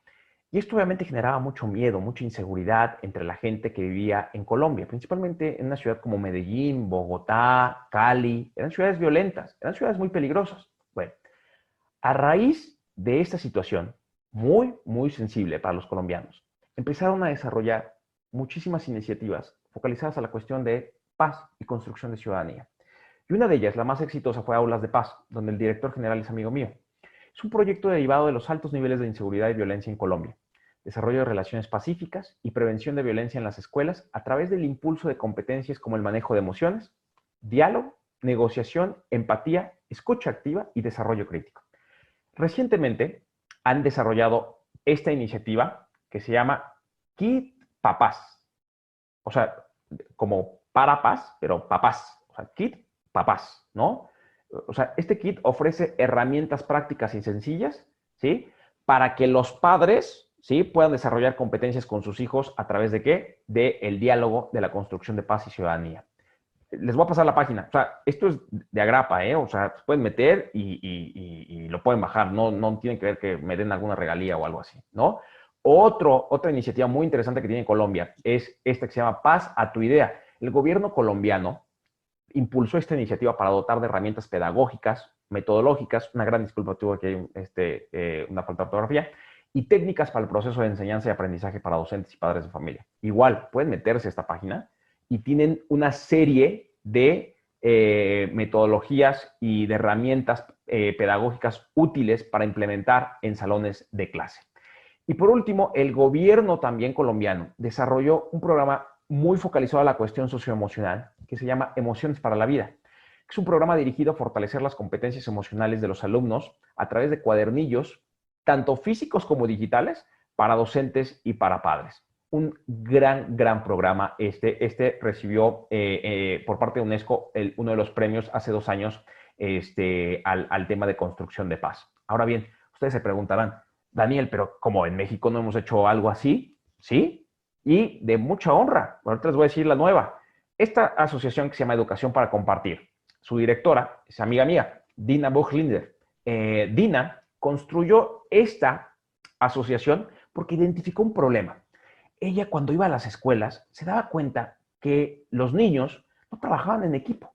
Se daba cuenta que no desarrollaban experiencias de convivencia lúdicas, artísticas, para desarrollar valores como la democracia, el civismo, la transparencia. Y entonces dijo, voy a crear una asociación que se llama Educación para Compartir. Y vean la pertinencia. Ella lo que agarró ahorita dijo, a ver, hoy en día muchos gobiernos están tratando de desarrollar o impulsar los objetivos de desarrollo sostenible. Entonces dijo, a ver, yo voy a coger los 17 objetivos de desarrollo sostenible y voy a promover los valores cívicos. Juego limpio, no juego gandalla, juego limpio, tolerancia, respeto, responsabilidad, empatía, trabajo en equipo, igualdad de género, ¿sí? Y formación ciudadana. Y utiliza temáticas escolares como las matemáticas, la ciencia, la tecnología, el arte, y lo asocia a través de una experiencia vivencial, ¿sí? Les doy la nueva. Esta asociación, Educación para Compartir, acaba de ganar un premio internacional en la Fundación Qatar. Es la primera organización mexicana que logró este gran reconocimiento por parte de la Fundación Qatar, ¿sí? La Fundación Qatar es una fundación muy grande, con muchísimos recursos, que promueve las innovaciones educativas. Y Educación para Compartir mexicana acaba de recibir el premio a una de las mejores iniciativas a nivel mundial, ¿sí? Lo pueden revisar, ¿eh? No crean que estoy echándole flores a Dina, ¿no? Ahora bien, el último punto, antes de pasar a la tercera parte, ya al último módulo, emprendimiento y economía solidaria. Bueno, ustedes dirán, pues sí, es padrísimo tener tu propio negocio, ¿no? Pero a ver, esto es algo distinto. La economía solidaria tiene que ver con una cuestión del bien común. Y ahorita les voy a decir, ¿por qué? Bueno, una de las preguntas que yo me hacía cuando empecé a presentar o a hacer esta presentación es, a ver, ¿un negocio puede florecer en torno a la preservación y promoción de los derechos humanos? O sea, ¿hay algo de malo en que una persona, como cualquiera de nosotros, busque ganarse la vida arreglando los problemas que tiene su entorno? Tabasco, que tiene el municipio del centro, o cualquiera de los, ¿cuántos son? 17 municipios, ¿no? Los que tienen en Tabasco, ¿no? Bueno, ¿habría algún problema que no se lucre? O sea, que no quieras recibir una lana. A todos nos encanta recibir una lana, ¿no? Pero ¿habrá problema en que no se lucre? O sea, ¿me puedo llamar emprendedor? ¿Se puede? Sí, la respuesta es sí. Tú puedes ser un emprendedor, pero puedes ser un emprendedor social y puedes estar fundamentado más en la economía solidaria. Ahora bien, tu fin común o tu fin último no va a ser necesariamente hacer dinero, sino va a ser contribuir al bien común. Y van a decir, ay, caray, pues, se oye muy padre, pero ¿qué es eso del bien común? Bueno, La educación en emprendimiento en escuelas de nivel básico en México es algo todavía nuevo. Es un tema que está emergiendo en la discusión pública. Obviamente también en el análisis, la investigación, si es pertinente, si no es pertinente, dónde se puede aplicar, cómo se puede aplicar. Pero lo que sí es ya algo aprobado es que fomentar una cultura emprendedora es y representa, ¿sí?, algo muy importante en la formación de los alumnos. ¿Por qué? Porque el emprendimiento puede, y creo que tiene todas las facultades, para convertirse en la base de la actividad productiva en el futuro cercano de nuestro país, ¿sí? Y fortalecer las competencias y habilidades de una cultura emprendedora conlleva muchas cosas que nosotros también formamos como profesores en los alumnos. El tema del liderazgo, la capacidad analítica, la autonomía, la autoestima, la creatividad, la innovación y la aversión al riesgo. Nótese cómo cada uno de estos tres temas que estamos viendo, maestros y maestras, tiene que ver con alternativas que nos ayudan a salir de la crisis, a ser mucho más efectivos y ser mucho más resilientes a una situación adversa. Es decir, ¿cómo puedo yo, por ejemplo, emprender a través de una identificación de un problema y de la construcción de una solución a generar un bien común? Y bueno, ustedes van a decir, ¿qué es eso del bien común? Ahorita lo voy a decir. Este es un proyecto que fue un piloto que se desarrolló en México, ¿sí? Y es un piloto que se llamaba Mi Primera Empresa, Aprender Jugando. Y se desarrolló un piloto en varias escuelas de educación básica en distintas entidades federativas en México. ¿Cuál era el objetivo del proyecto? Uno, era fortalecer los conocimientos básicos relacionados con el desarrollo del potencial emprendedor de los niños. Que los niños comprendieran su entorno social, ¿no? No es lo mismo, por ejemplo, un niño que se encuentra en Nuevo León, en Monterrey, que un niño que se encuentra, por ejemplo, en Manzanillo, en Colima, ¿sí? Tercero, la planeación de una empresa en un proceso lúdico. O sea, no es una planeación como la que ustedes harían, por ejemplo, cuando tienen su ruta crítica, ¿no? Su ruta de mejora, ¿no? El tema de la planeación, obviamente, condicionado a lo que saben y a lo que pueden comprender en ese momento los niños, pero ¿qué? A través del juego. Por ejemplo, ¿cómo pueden ahorrar? ¿Cómo pueden ser responsables con el análisis financiero de algo? Bueno, lo pueden hacer jugando. Y por último es la gestión de una empresa infantil acorde con el nivel de maduración y desarrollo intelectual de los niños. Y este primer piloto generó hallazgos muy interesantes, muy interesantes, que de hecho estaban ya sistematizados en la antigua página del INADEM, pero bueno, pues el INADEM pues desapareció. Pero estoy seguro que en internet están los hallazgos de esto y si no se los comparto. El emprendimiento es una cosa y es algo que se ha venido trabajando, ¿no? Tratando de sistematizar para que pueda aplicarse en la educación básica. Pero otra cosa es la economía solidaria. La economía solidaria tiene que ver con el tema, o con la disciplina, no tema, de la economía social. ¿Y qué es esto? Bueno, básicamente la economía social busca fomentar los valores universales de manera distinta en la economía y la relación que tiene con la sociedad. ¿A través de qué? Mayor equidad, justicia, fraternidad y democracia directa. ¿Cómo? Esto como respuesta a una crítica de este capitalismo tan agresivo, ¿no?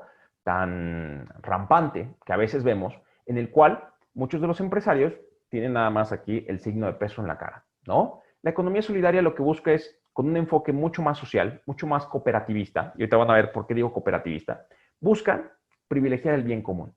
¿Qué es el bien común? Ya se los había comentado. Básicamente es que no tengamos que excluir a nadie, que todas las personas de una comunidad, de un entorno, puedan sacarle provecho a esa idea de emprendimiento y obviamente beneficiarse de esa situación. Algunos casos. En la Ciudad de México, en la alcaldía de Tlalpan, existe una escuela de economía solidaria, pero es una escuela de economía solidaria que está administrada, ¿sí?, por emprendedores sociales, por docentes, y la cual tiene proyectos para niños. Busca cultivar la importancia del desarrollo económico local con valores de sustentabilidad y cooperativismo. Estoy seguro que muchos de ustedes saben y conocen muchas cooperativas. A través de la aplicación de medidas con respecto a los derechos humanos, que esto es transversal, la diversidad y la perspectiva de género, ¿sí?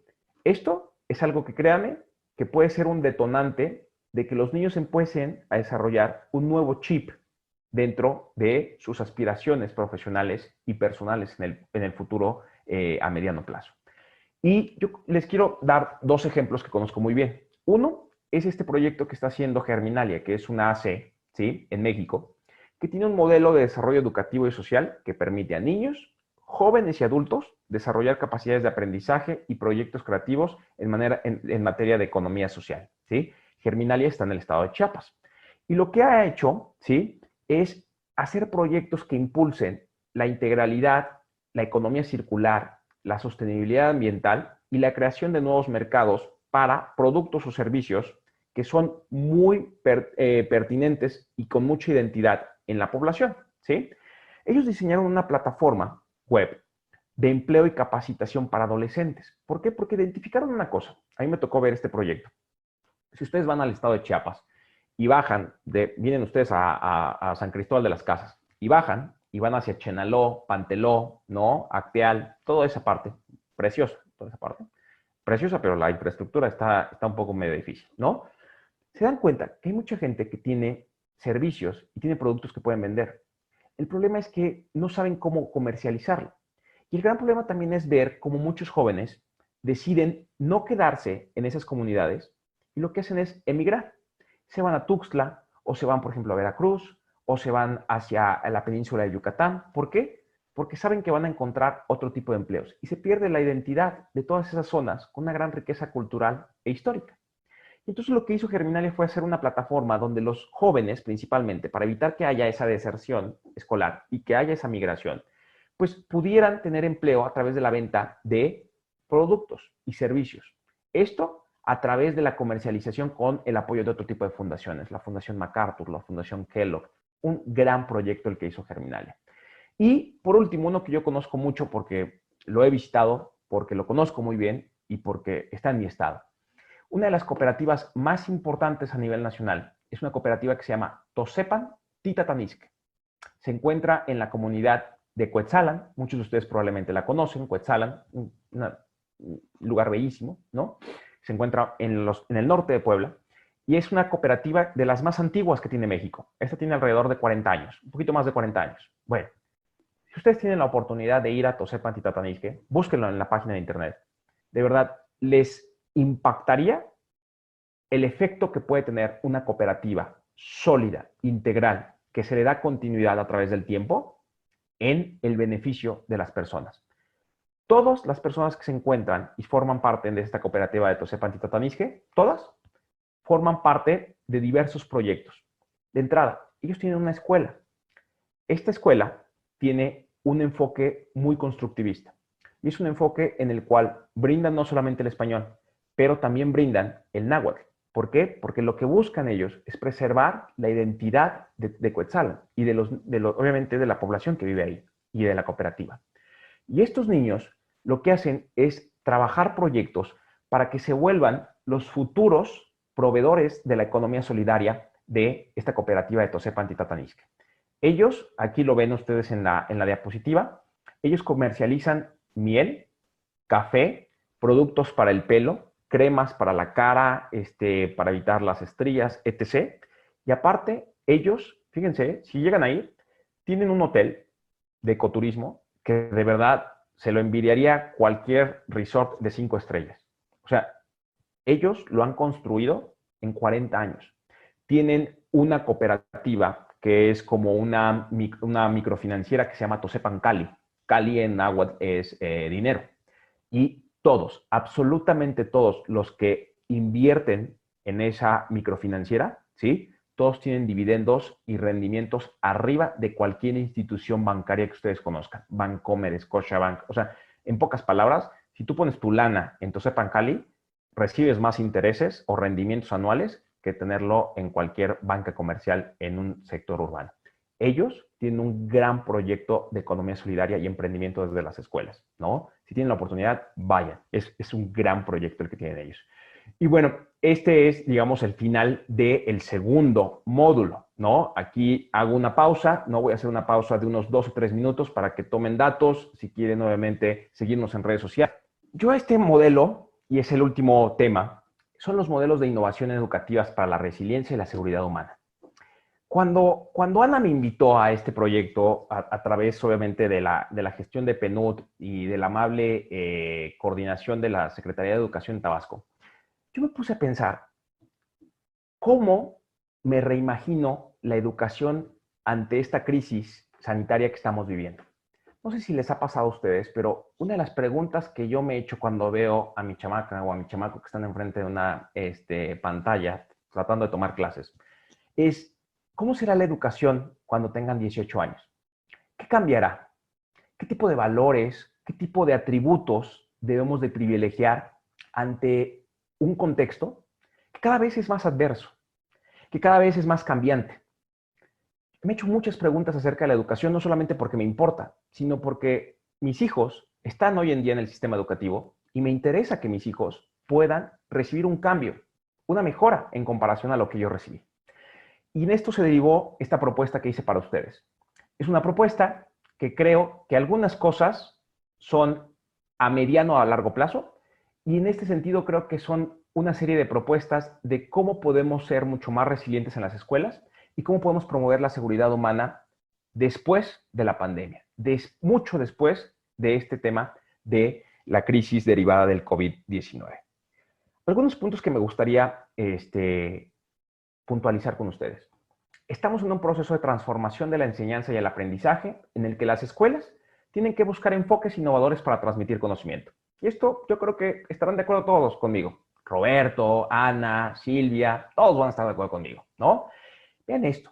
El gran problema, maestros, maestras, supervisores, directores, es que gastamos mucho, pero gastamos mal.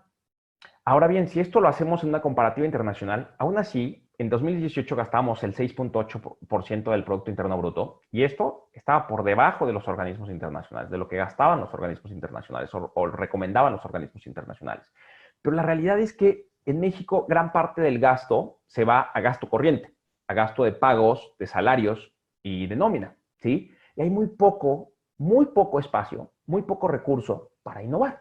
Bueno, una quinta parte de los alumnos que asisten a la educación básica enfrentan problemas de disponibilidad de infraestructura al no contar con servicios básicos en sus escuelas. Se advierten importantes diferencias dependiendo de la escuela a la que se asiste, ya sea por tipo de servicio o sostenimiento, ¿sí? Y en México, vean esto, solo 6 de cada 1000 estudiantes alcanzan los niveles más altos en matemáticas. O sea, es básicamente una minoría. Minoría. Y esto tiene que ver obviamente con la calidad de aprendizaje, ¿vale? Bueno, esta es la manera en cómo yo me visualizo una escuela, la próxima escuela. Yo lo veo regido en 6 elementos. Uno, el tema de principios y cultura escolar. Yo me imagino una escuela resiliente que tenga valores que estén fundamentados en generar bien común. Yo visualizo una misión en la cual la educación sea fundamental para la formación del individuo como persona, pero también para ampliar su conocimiento. Y lo veo desde diferentes principios pedagógicos, flexibles, no rígidos, porque al final ustedes y yo sabemos que el mundo está cambiando tan rápido que tampoco podemos ser tan rajatablas, ¿sí?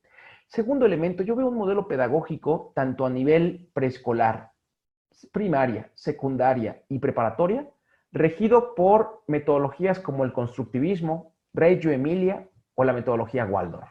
Ahorita los voy a explicar.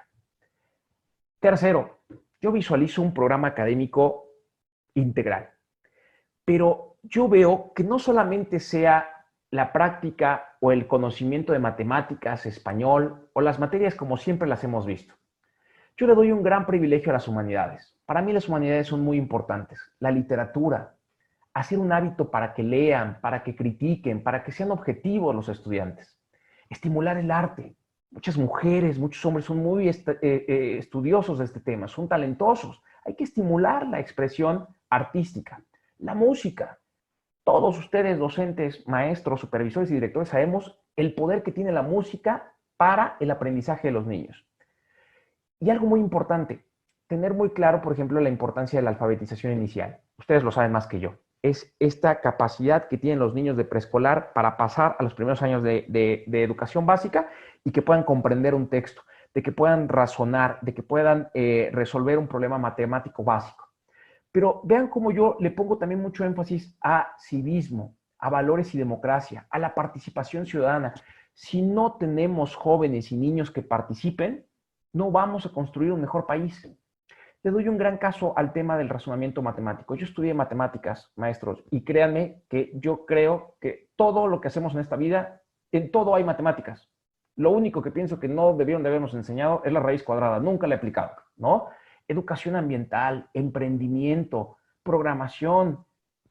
Caray, quien quiera pensar que la tecnología de la información no es algo que va a estar en los próximos años, pues creo que es un ciego, con todo el debido respeto. ¿A quiénes vamos a admitir? Yo voy a admitir o yo visualizo a estudiantes de todo tipo, que sea inclusivo, docentes que no estén fundamentados en qué tan bien evaluados están, que no estoy diciendo que sea malo, pero yo prefiero un docente inspirador. Yo prefiero un docente que me ayude a entender las circunstancias de mi escuela, de mi estudiante. Yo visualizo una educación para la resiliencia y la seguridad humana en el que el docente se le valore. Un directivo con liderazgo, con empoderamiento, que pueda tomar decisiones en su entorno. Y el aprendizaje, bueno, vamos a aprovechar que aprendan los estudiantes bien, que sean pertinentes sus aprendizajes, que se fortalezca el talento, que se les vincule. Y por último, que los padres de familia también puedan trabajar con ellos.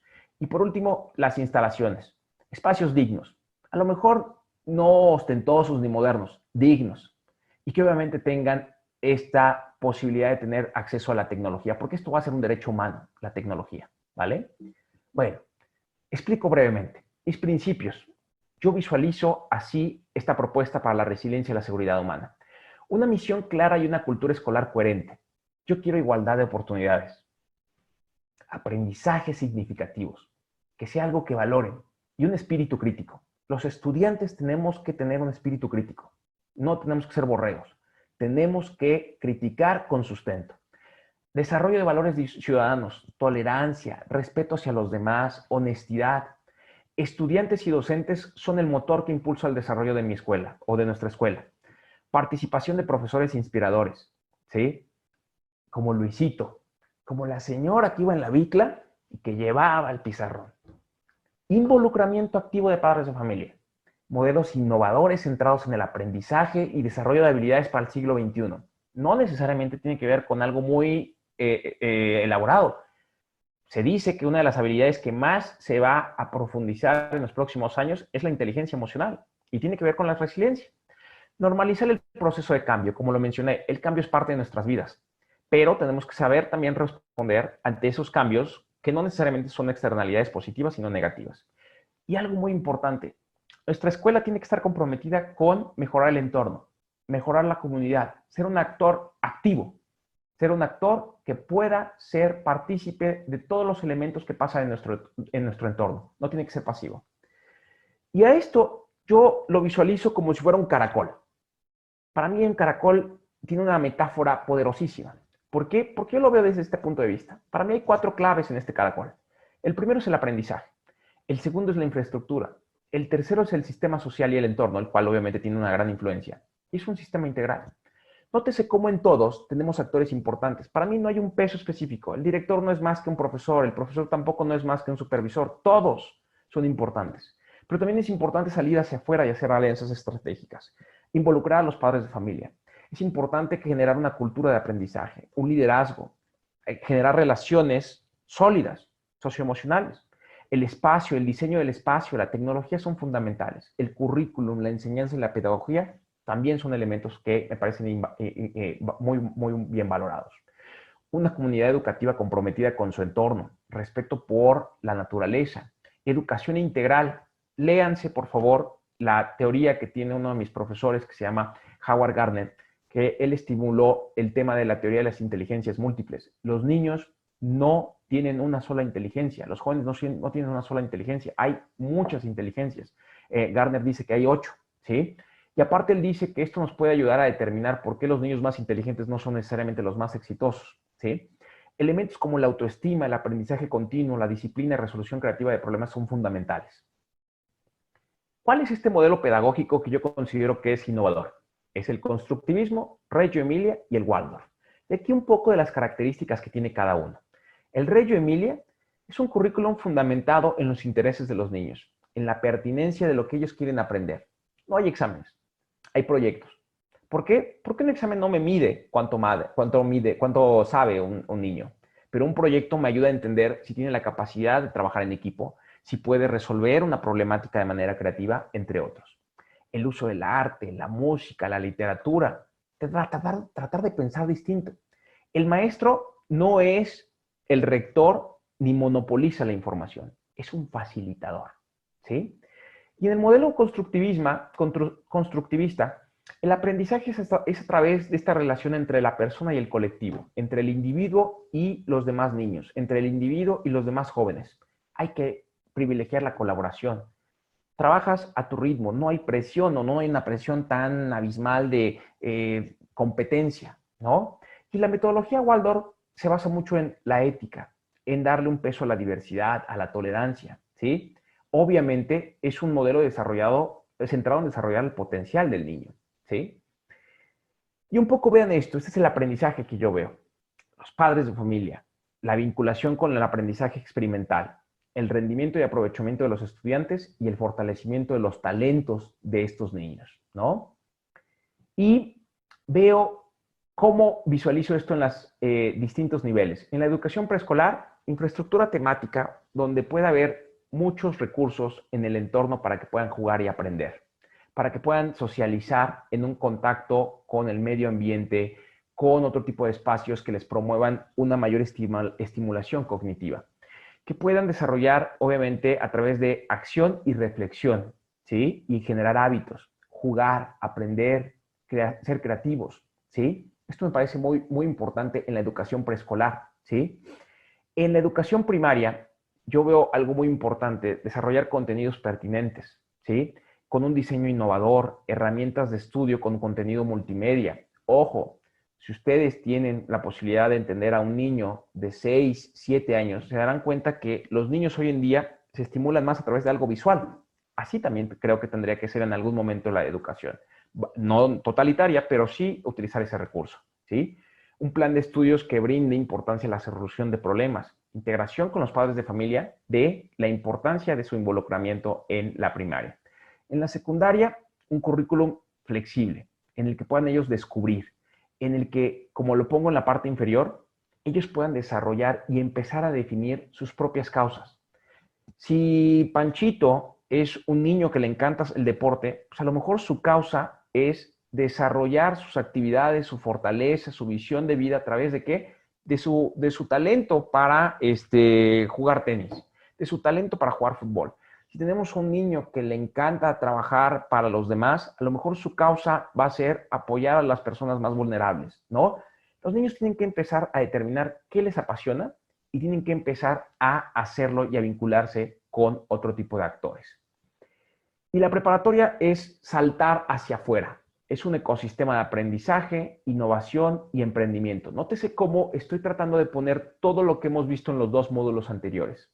Aquí me parece que es fundamental tratar de impulsarle a los chavos o a los jóvenes que se arriesguen, que tomen decisiones.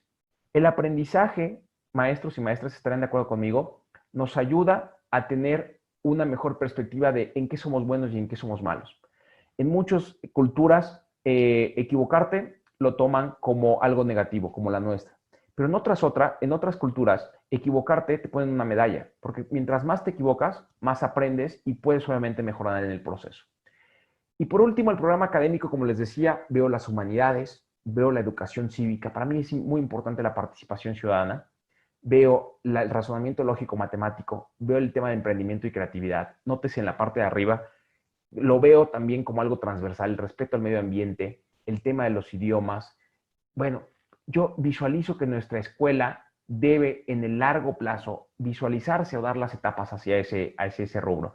Los docentes para mí deben ser inspiradores, comprometidos con la educación, tienen que tener experiencia escolar, sin duda, experiencia en la pedagogía aplicada, ser creativos, sin miedo al cambio y resilientes. Tiene que ser un educador de emociones. Los estudiantes, básicamente hay que privilegiar la igualdad de oportunidades en este país en donde la desigualdad es muy nítida. Y los directivos, como lo pongo aquí, son directivos que puedan gestionar, que puedan ser líderes y que puedan crear mecanismos de vinculación. Y por último, las instalaciones. Instalaciones dignas donde se pueda estimular el aprendizaje, donde se puedan convivir, donde haya tecnología y donde se tenga también contacto con el medio ambiente.